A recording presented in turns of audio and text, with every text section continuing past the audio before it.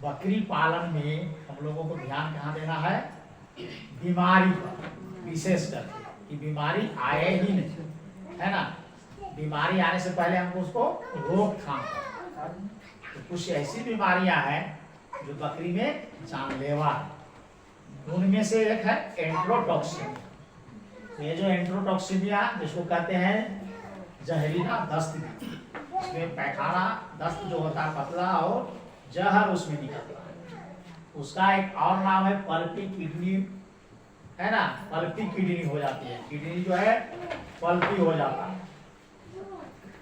तो एंट्रोटॉक्सिमिया को pulpy kidney बीमारी के नाम से भी हम लोग जानते हैं। बकरियों में ये विशेष होता है, बकरी और भेड़ में भी होता है। हम लोग बकरी पालन जरूर पढ़ रहे हैं, लेकिन भेड़ में भी ये बीमारी एंट्रोटॉक्सिमिया काफी होती है। और इससे जवान होने वाले बकरी, माने बढ़ने वाला बकरी में ज्यादा बीमारी होती है ना। जो ग्रोथ कर रहा है, जन्म लिया है, धीरे धीरे बढ़ रहा है, 2 महीना 3 महीना 4 महीना होने जा रहा है, उसमें ये बीमारी होने का संभावना ज्यादा रहता है।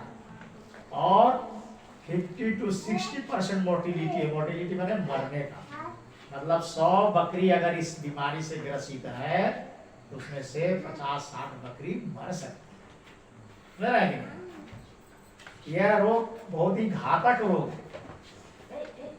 यह रोग बढ़ते बच्चों में क्लोस्ट्रीडियम जीवाणु अर्थात बैक्टीरिया, क्लोस्ट्रीडियम बैक्टीरिया द्वारा उत्पन्न बीज द्वारा होता है, जो अधिक मात्रा में उत्पन्न होकर खून में चला जाता है तथा दिमाग को निष्क्रिय कर देता है।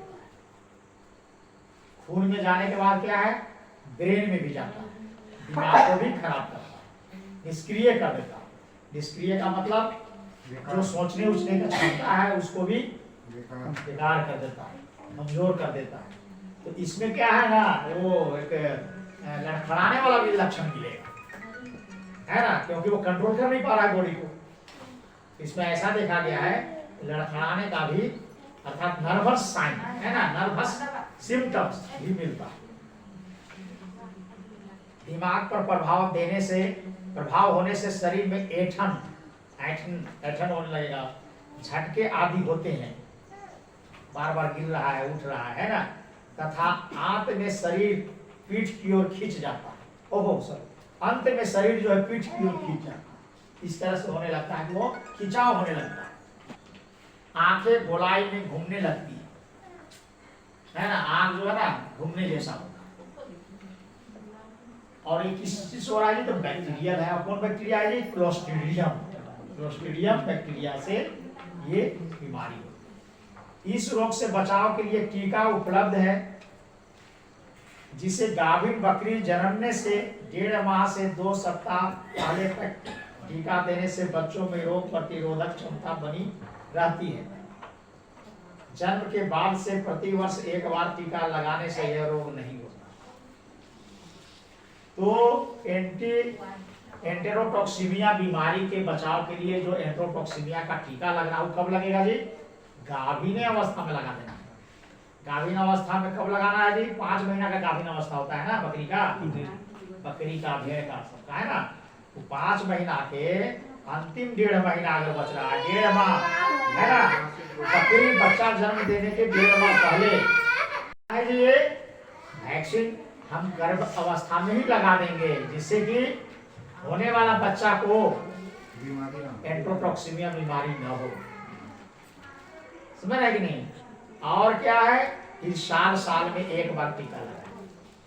तो इसका उचित समय क्या है टीका करने का, गाभिन अवस्था में।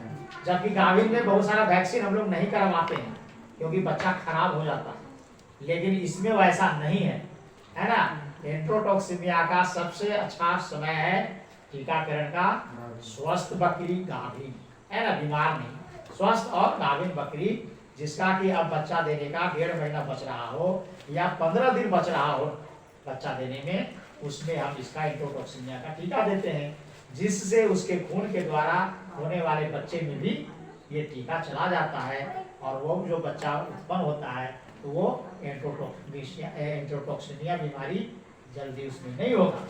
और सारे साल फिर टीका दिया जाता है ना, साल में 1 बार, है ना। इस रोग से बचाव के लिए क्या है, टीका उपलब्ध है, जिसे गाभिन बकरी जनने से 1.5 माह से 2 सप्ताह पहले तक टीका देने से बच्चों में रोग प्रतिरोधक क्षमता बनी रहती है। जन्म के बाद से, है ना, जब जन्म ले लिया उसके बाद से प्रतिवर्ष 1 बार टीका लगाने से यह रोग नहीं होता है ना। तो हम लोग देख रहे हैं कि एंटरोटॉक्सीमिया गाभिन अवस्था में लगाना है। दूसरा चीज क्या करना है जी, भोजन में बदलाव धीरे धीरे करना चाहिए।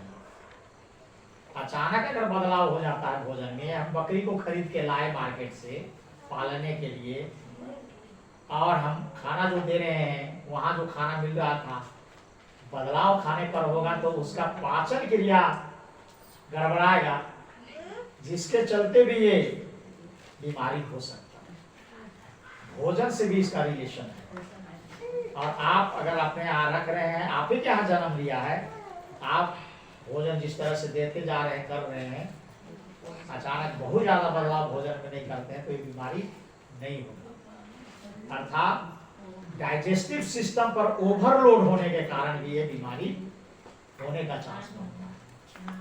डाइजेस्टिव माने पाचन तंत्र, है ना, पाचन तंत्र पर भोजन के बदलाव से, अचानक बदलाव से, ओवरलोडिंग से, खिला कुछ रहे थे खिलाने लगे कुछ, अनाज हल्का फुल्का दे रहे थे अब अनाज ढेरे देने लगे, तो उसमें बैक्टीरियल लोड बढ़ जाएगा, पाचन गड़बड़ाएगा और ये एंटरोटॉक्सीमिया होने का चांस रहेगा। इसमें जहरीला दस्त होने का भी मिलेगा लक्षण। नर्वस सिम्टम मिल रहा है जी, है ना, क्योंकि वो ब्रेन में जाकर के डिस्टर्ब कर रहा है, लड़खड़ाता है ना।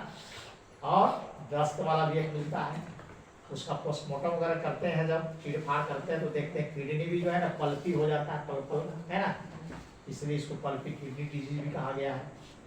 तो ये जानलेवा बीमारी है, बचाव के लिए टीका बहुत उपयुक्त है। बीमारी हो जाने पर पशु चिकित्सक के सलाह पर दवा देना चाहिए, है ना। क्या दवा चलेगा आप सब जानेंगे, देखेंगे, है ना।